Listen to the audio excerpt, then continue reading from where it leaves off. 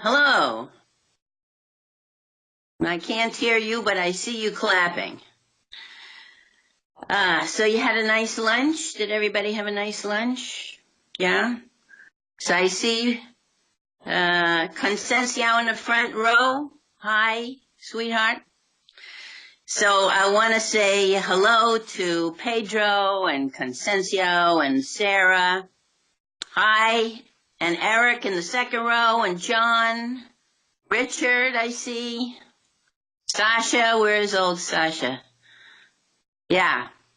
All right. So friends, colleagues, I'm just going to say a little bit about my background, a little bit what Cindy said, and maybe amplify it or find some themes or some principles.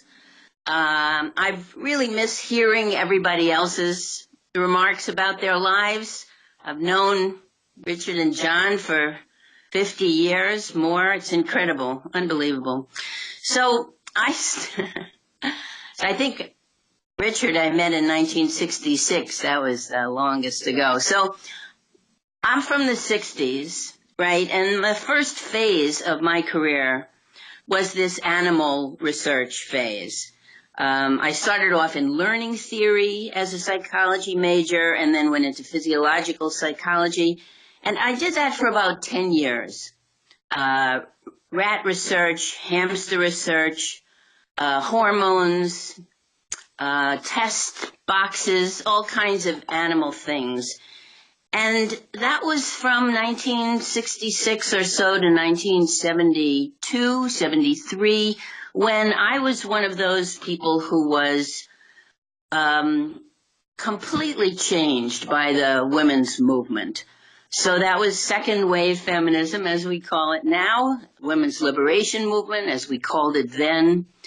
And it was a fundamental spiritual change in me. And I realized that I couldn't do the work that I had been doing anymore, that it didn't make any sense to me, that I could study hamsters until the end of time, and it would never tell me anything about human sexuality.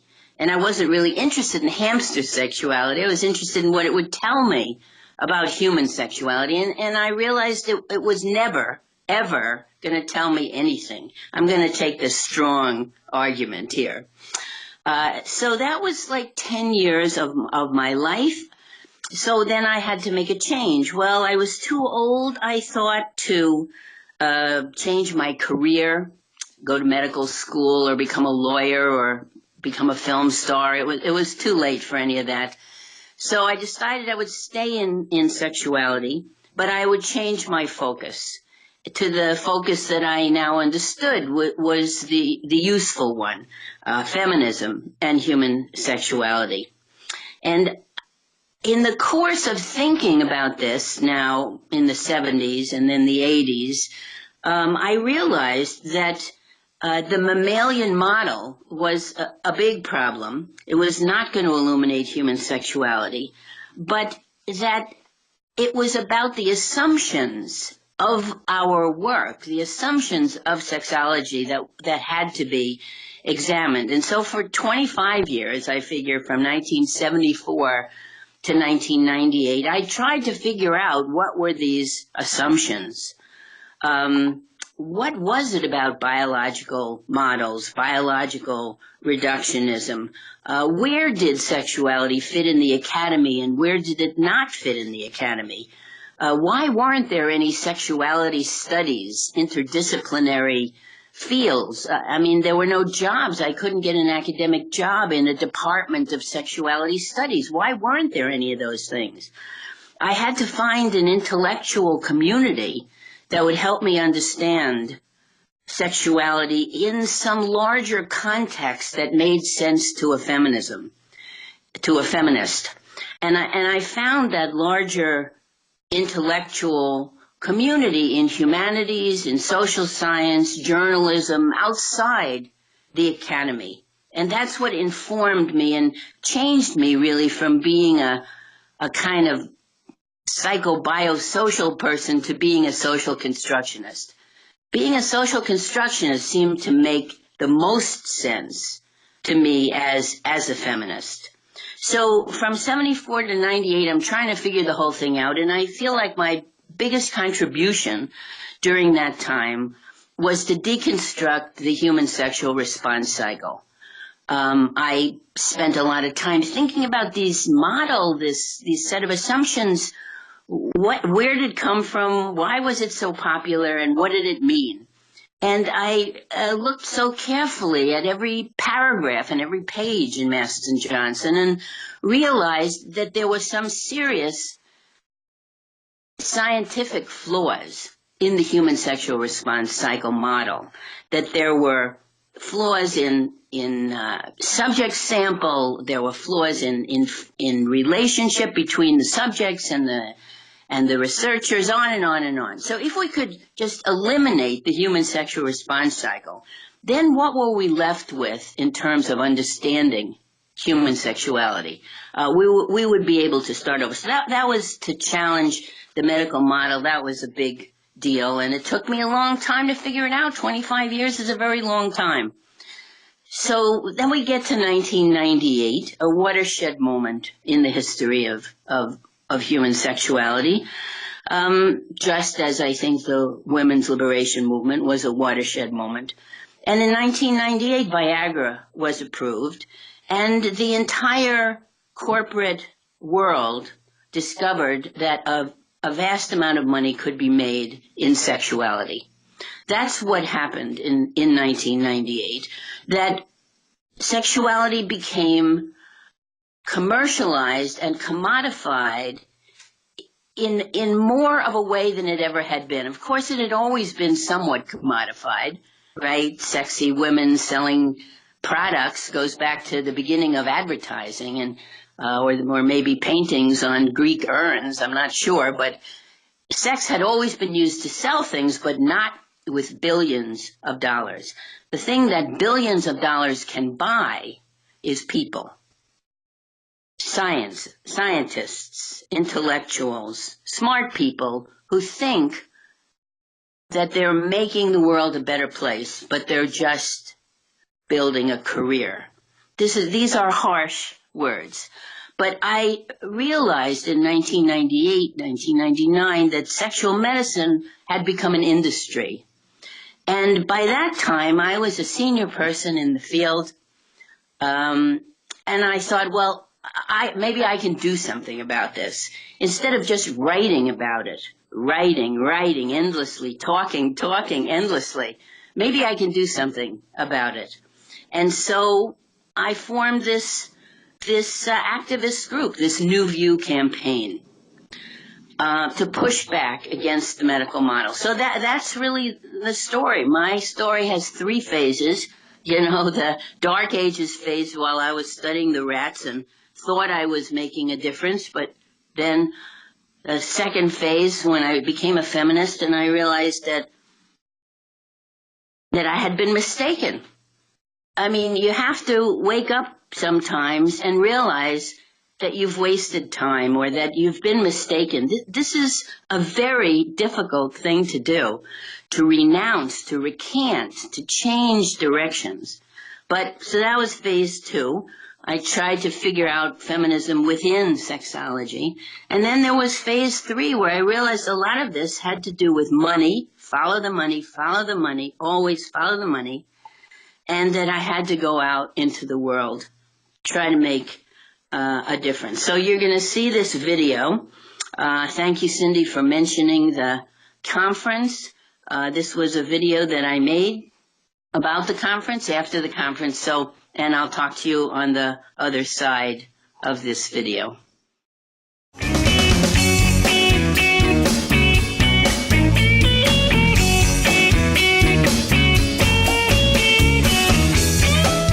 I'm Leonore Tiefer, and I have been the leader of this grassroots New View campaign. We organized this capstone conference in Indiana in October 2016 to celebrate a decade of work and to conclude the campaign. we had created a special feminist project to challenge the medicalization of sex. And we had taken on useless diagnoses, big pharma, phony medical treatments, biased research, harmful genital surgeries, the whole landscape of misinformation and misleading thinking about so-called female sexual dysfunctions. At the conference, we had a lot of interviews with members of the New View campaign that you're going to see, and they will tell from their point of view what's been the important themes for them, the true meaning and insight of their participation. Although I've been the leader of this campaign, there would have been no campaign if not for the many people who participated. This is a subversive group, a subversive meeting, and we really try to do things in a unique way. So when the New View came around, I think Leonore welcomed what I brought to the manifesto, or to the concept of the factors influencing sexuality from culture and social psychology. I tried to deconstruct sex and pluralize it, make it diverse, and get women out of this tyranny of the orgasm and tyranny of being erotically honeymooning with their partners for 40 years. And if they weren't, then they were substandard. So that's how I came into contact with Leonore, who was talking about it not in the lesbian context, but in a larger context. And so, we hit it off, and I loved the way she thought. Her book title was great. I'd written a similar kind of book for lesbians. And so, we collaborated after that because we were on the same social construction or deconstruction trajectory. I think one of the really, also just to digress from your question, but one of the really sort of special things about all the New View events, conferences that I've been to anyway, is they feel like such a family and such a community and such a kind of embracing space, which is not to say that there aren't critical questions and challenges and debates that people have or disagreements, but also that you feel like you're kind of in this space of broadly like-minded people. Meeting Leonore and seeing what New View was doing and the manifesto was such an impetus for me to get back on, to renew my commitment to activism and to the political projects that have always been so important to me.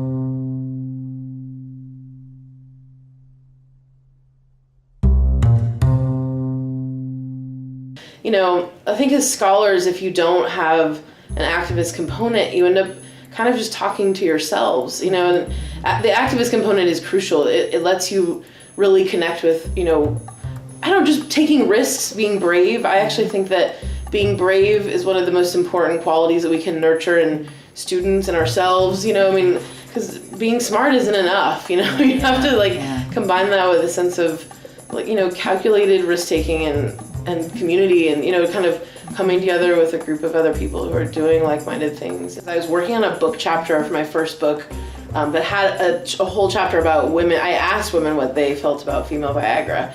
And so I wanted to know just more of the history, because that had started coming out in the New York Times, I think, in about 2004, that all these failed attempts of Pfizer.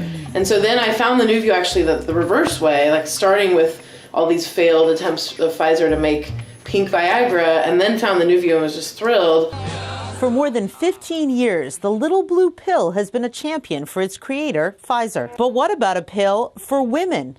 Finally, there's a lot of talk lately about the new female sex patch. It's not a pill, it's a patch. It's basically like a lady Viagra. It's called Intrinsa, and based on the response so far to this ad campaign they're running, I think it's going to be a huge seller. This was a classic example of creating the need for new drugs by helping to essentially create or sponsor the creation of a whole new area, a whole new medical area, a whole new disease, a whole new dysfunction called female sexual dysfunction.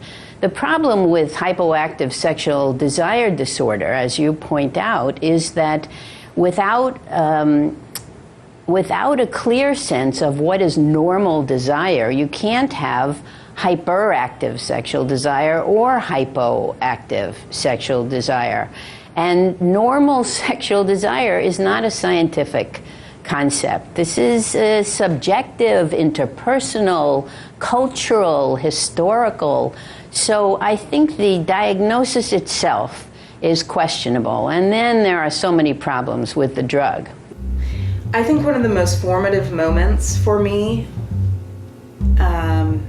in these last 16 years of activism was sitting in a sexual dysfunction conference with probably 500 people in a large conference room. And I believe it was Leonore who was at the podium and asked the audience, how many of you are affiliated with a pharmaceutical company? And I would say 2/3 of the hands went up. That was over 10 years ago, probably 15 years ago. So I think we can imagine that it's even more now. But to me, that is what we're up against. And you know, the blurry line between medicine and markets, that means our research, our websites, everything is shaped by pharmaceutical industry influence. Let's just say the next thing we're doing in this campaign is that the FDA is going to evaluate the testosterone patch. They are expecting me. And I'll do the best I can. But it would be nice to have some other people. And whatever happens, we have to be prepared. Leonore and the New View campaign were up against one of the biggest companies in the world. The FDA hearing was set up like a debate. Procter & Gamble presented their data. Then the FDA reanalyzed that same data. The public had a chance to weigh in as well. My name is Leonore Tiefer.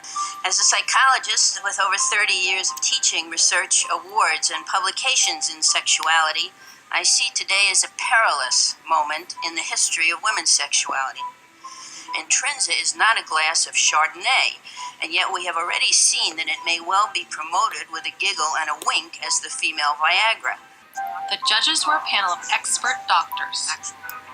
Finally, at the end of a 10-hour day, the panel voted on whether to recommend Intrinza for approval. So we now reach our fourth and final question, and that is, are the efficacy and safety data adequate to support approval of TTS? No. No. No. No. No. No.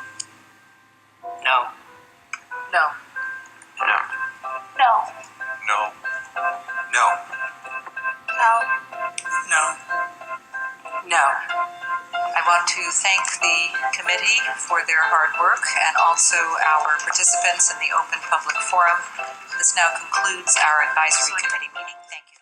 I think the New View is a great template for what should happen in terms of responding to other medicalisation campaigns. It's a small campaign, it's a small group, but with a huge voice.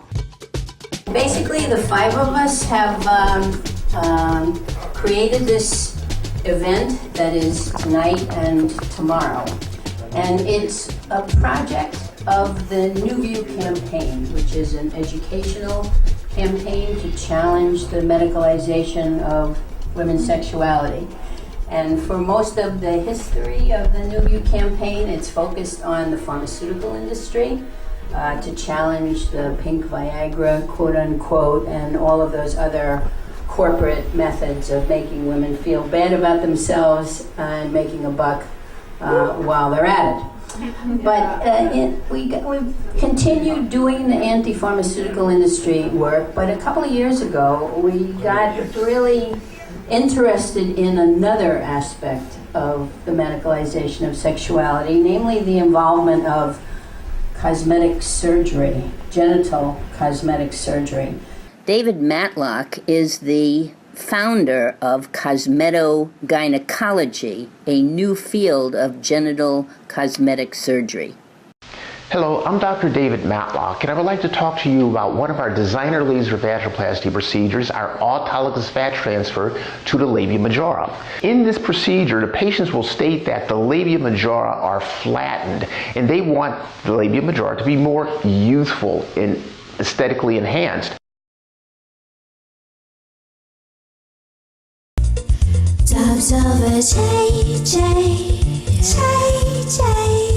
Profit from problems that don't exist. Dr. Vijay does not solve problems. He makes the most of them. Everything becomes more medicalized from every point of view.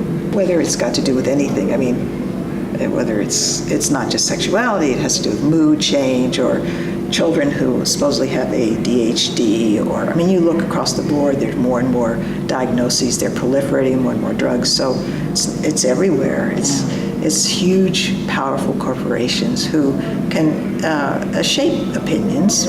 One of the things I'm proudest of is the conferences that the New View organized. There have been 6 altogether. And in 2010, the third one was held in Las Vegas to challenge the cosmetogynecology industry convention that was being held the same weekend in a Las Vegas hotel. We called ours a counter conference. We have created a counter movement that is, they create conferences, we create conferences. They create manifestos and publications, we create manifestos and publications. Press releases. We have mirrored and pushed back on everything that they've done. We talked about, how the New View has shifted the way we think about things, and that has permeated all those books.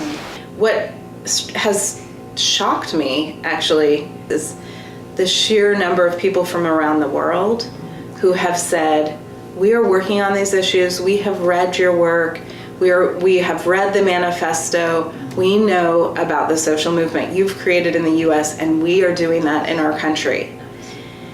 Sad and upsetting that these counter movements have to happen all over the world, and that medicalization is not just a US-based phenomenon.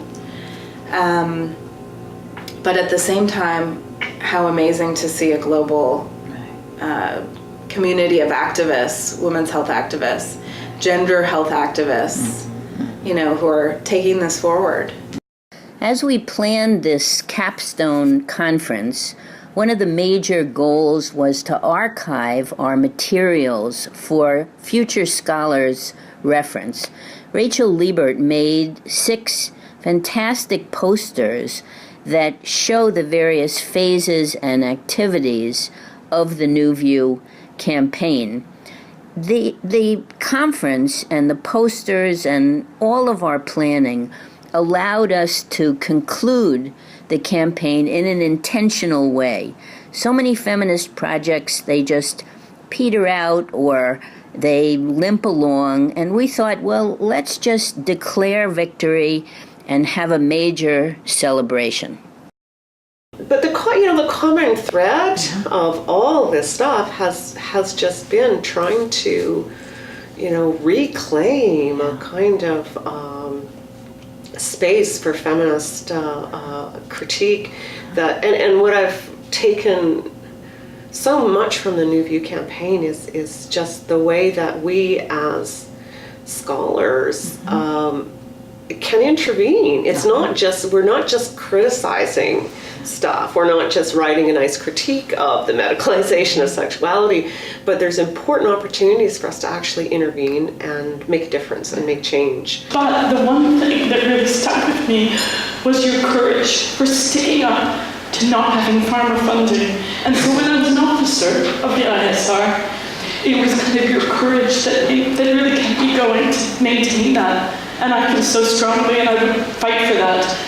And it was really thanks to you as a role model. I mean, I'm really sad. I'm sad that it's ending. And I suppose, people of my cohort and my generation, we're all kind of like, what is next? And how do we keep this fire burning? Read together. Let's wish together to continue to ignite the spirit in our worlds beyond, causing trouble where trouble is found,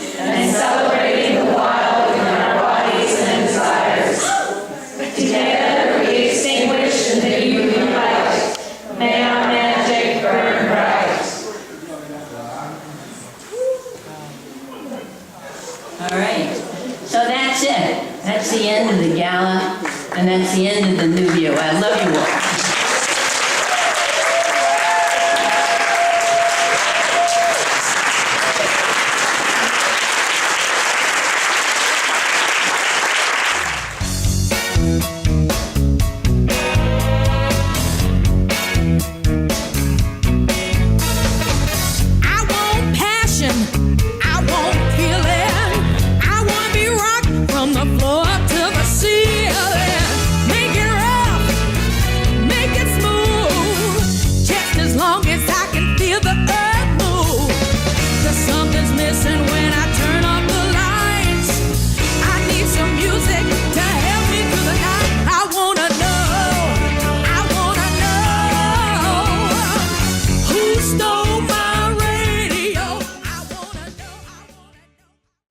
So, thank you. I don't want to step on Sasha's time. So, I just want to say, there's a brochure on the newviewcampaign.org website that you can download. Kind of shows everything we did, everything we believed in. So, it's up to you. I think it's time for 2 questions, Pedro tells us. So are you happy to take a couple of questions from the floor? Not from me? No? Okay, we'll say thank you to you, and thanks for sharing the film and your experiences, Leonore.